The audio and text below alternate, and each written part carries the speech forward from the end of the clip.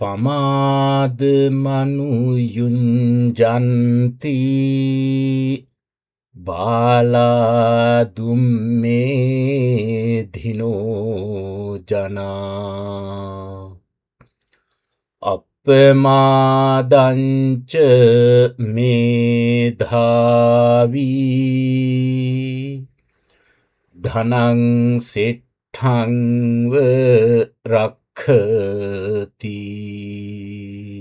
සමාජයේ බොහෝ දෙනෙක් හිතන්නේ ප්‍රමාදය කියන්නේ ඉතින් ටිකක් කල් දාන එකනේ කියලා.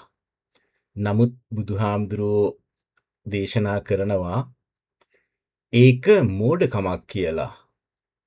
නුවණැති කෙනා දන්නවා අප්‍රමාදය කියන්නේ ජීවිතයේ තියෙන ලොකුම ධනය කියලා. බලන්න අපි අපේ ලස්සන වටිනා භාණ්ඩ සල්ලි කොච්චර පරිස්සම් කරනවාද? නමුත් ඒ දේවල් වලට වඩා ඔයාගේ සිහියෙන් වැඩ කරන එක, ඔයාගේ කාලය පරිස්සම් කරගන්න එක තමයි ඔයාගේ ජීවිතයේ තියෙන වටිනාම දේ. අද ඉඳන් හිතන්න. ඔයාගේ කාලය සහ සිහිය කියන ඒ උතුම් ධනය කිසිම කෙනෙක්ට හෝ කිසිම ප්‍රමාදයකට නාස්ති වෙන්න දෙන්න එපා කියලා. ඒක තමයි සැබෑම ධනවතෙක් වෙන මඟ.